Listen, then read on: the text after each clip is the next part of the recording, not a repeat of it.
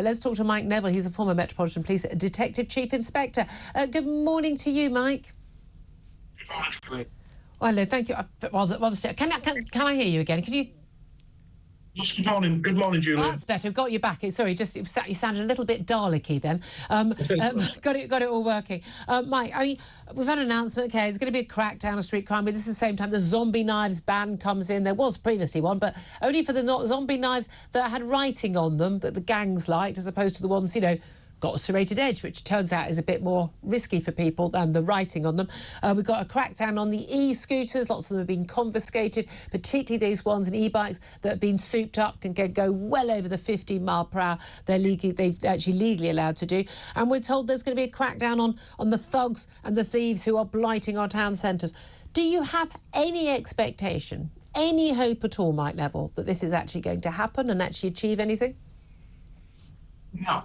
Okay. So if we look at London, for example, just yesterday, the Metropolitan Police released the Race Action Plan, which said they were going to cut down stop and searches of young black men in London. And of course, the problem is the elephant in the room, especially with the zombie knives, is that the people who carry them are young black men in gangs. And by the way, using them against other young black men. Yeah, what it says in Mark Rowley's introduction, it says that young black men, 60% of the murder victims. Yeah. What it doesn't say is there's 60% of the perpetrators as well. And Trevor Phillips, the black journalist, he was being honest about this in 2015. Yeah. And until we are honest, we can face up to things. We can have as many race action plans and we can have as many crackdowns as we want, and we won't crack crime. And young black men in particular will be the victims of murder. Yeah. And again, it's the mothers in these communities who are crying out for this. And again, stop and search plays a crucial role. It's how it's done. It should be. You know, I'm very happy for people to be filming it. I'm very happy. I want body cam. There's no excuse for a police officer's body cam not to be working. I want full. You know, I want them to be polite and respectful. You know, but the reality is, the police are stopping the people most, you know, who are likely to be the people who, in an area which is blighted by this sort of crime, to be carrying these weapons. This is in everyone's interest, including those people who were wrongly stopped, as long as it is done politely in the right manner. It's not just targeting, oh, you're black, you must be carrying a knife. That is not acceptable. But some of the behaviour, I see some people, I mean, goodness me, see someone, whether white or black, you know, running down the street, they've got a hoodie on. The young lads who are currently wearing face masks, oh, really worried about COVID they are, really worried about COVID and whatever the latest flu bug is going around. It terrifies them. And they're in their hoodies, they're behaving, they're hanging around the street corners. I want the police to be searching these lads every single day.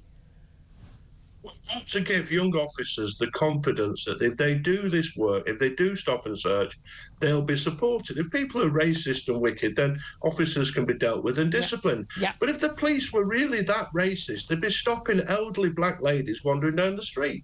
But they don't stop elderly black or Asian ladies wandering down the street, because elderly black and Asian ladies don't commit very much crime.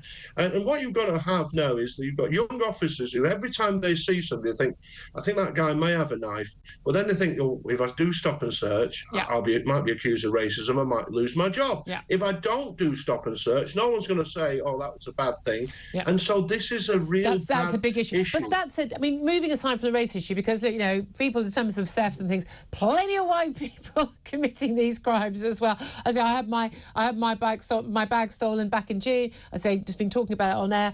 It was a man of Middle Eastern appearance with a foreign accent who spoke to me deliberately. It was very obvious they worked together. These two men ran off together, and the guy behind was actually a white British man, because I accosted him an hour later, having tracked him down using my AirPods, did the detective work. Was a white British man. So look, you know, it's all across the board. There's no doubt at all about that. But in terms of how you actually crack down on this stuff, you know, very famously, Rudy Giuliani, when he was mayor of New York, did this zero tolerance policy in New York. Now, there's been some debunking of some of the claims on the stats, but I lived in New York before these policies, and I went and stayed there quite a lot afterwards.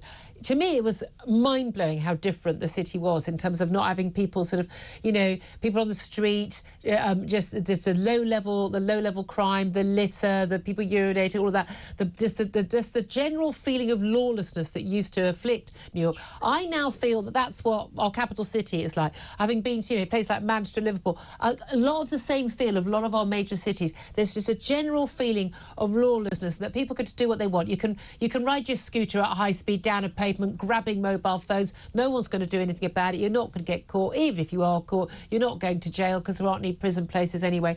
How do we stop that breakdown of civil society, which is what it is, from continuing? And when you see graffiti and stuff, it tells a message. And I know women in particular feel unsafe. Graffiti, broken windows, they make somebody feel, I can't be in this dingy underground station. So we've gone a long way from that. We're better than New York, having bright lit underground stations, not like the subways in New York. But also cracking down on these people who speed by. Somebody tried to steal my phone near Charing Cross, sped by on one of these e-bikes, which you can get up to 70 miles an hour if you put a sort of cheap conversion kit on it. But it's given the police the confidence that they can deal with this. Well, no, come on, Mike, don't brush past this, because we all heard it. Someone tried to steal my mobile phone. What happened? Because I'd have loved to have seen that. But it just, we need officers to be able to. I used to be Mike, no, I'm not linking. What actually happened when someone tried to steal your phone?